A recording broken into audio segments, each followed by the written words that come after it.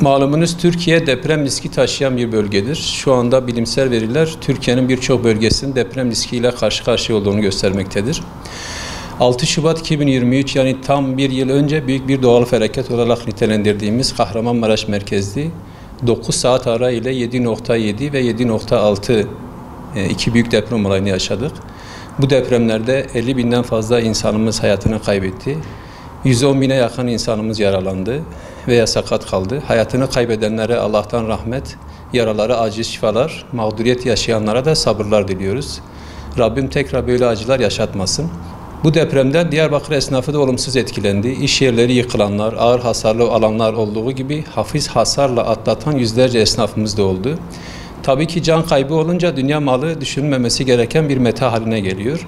Ancak dünya malı da olmayınca esnaflar için ciddi sıkıntıları beraberinde getiriyor. 6 Şubat depreminden sonra can derdine düşen bütün halkımız iş yerlerini açamadı. Esnaflar özellikle kepenk açmamak zorunda kaldı. Çünkü sürekli artçı depremler devam ediyordu. Depremin Türkiye ekonomik faaliyetlerinin sanayileşmenin ve kentleşmenin yoğun olduğu bir bölgede olması can ve mal kayıplarını beraberinde getirmiştir. Özellikle üretimin Türkiye ve bölge ülkelerine yapıldığı Güneydoğu Anadolu bölgesinde 1 milyar dolarlık ihracat hacmi deprem nedeniyle 500 milyon dolara kadar gerilemiştir. Yani üretim yarı yarıya düşmüştür. Kahramanmaraş ve Gaziantep gibi şehirlerde depremden dolayı üretim ve ihracatta ciddi sıkıntılar yaşanmıştır. Diyarbakır'da 1300'e yakın iş yeri yıkılmış veya zarar görmüştür.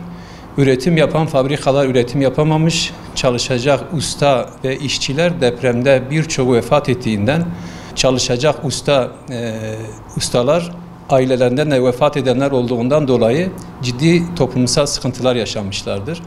Ve bunun sonucunda da çocuklar için de eğitim faaliyetlerinde hükümet bu noktada ciddi yatırımlar yapamadığından dolayı başka şehirlere göç etmek zorunda kalmışlardır. Depremden hemen sonra çalışacak işçiler ve ustabaşıları çalıştırmada da ciddi sıkıntılar yaşandı. Çünkü birçoğu ailesinden en yakınlarını kaybetmişti. Sosyal uyumsuzluklar yaşamaya başlamışlardı. Bu sosyal uyumsuzluklarla beraber fabrikalarda çalışılacak verim de elde edilemiyordu. Bu nedenlerle fabrikalardaki iş gücü kaybı %70'e varan bir seviyeye çıkmıştı. Aynı şekilde tüm işletmelerde de iş gücü kaybı yaşandı. Depremde iş yeri hasar alan ve ürünleri zarar gören esnafların mağduriyetleri henüz giderilmedi. Taşınma yardımı, kira yardımı veya zarar gören, kullanılamayan ürünler için herhangi bir yardım yapılmadı. Diyarbakır Belediyesi bazı iş yerlerinde zarar gören esnafların tutanaklarını tuttular ama destek yapılmadı. Belediyeye sorulduğunda ise biz bakanlığa tutanakları göndermişiz, bakanlık onaylamamış gibi cevaplar verdiler. Aradan aylar geçtikten sonra KOSGEB krediler vermeye başladı esnaflara. Bunun yanında Avrupa destekli kimi kuruluşlar hibe desteği verdiler. Bu hibe desteği de can suyu olacak şekildeydi. Yani çok cüzi miktardaydı. Ne krediler ne hibeler esnafların sıkıntılarını giderecek ya da kaldıracak şekilde yeterli derece değildi. Esnafın bazı borçları ötelendi. Ancak vergi ve SGK prim borçları için af etme olayı olmadı. Esnafın borçlarının ötelenmesi sıkıntıların bitmesi anlamına gelmedi. Aksine sıkıntıların daha uzun süre devam edeceğini gösterdi.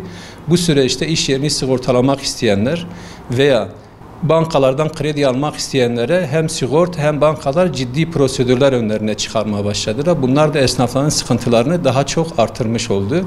Böylelikle esnafların toparlanma sürecinin önü de kapanmış oldu.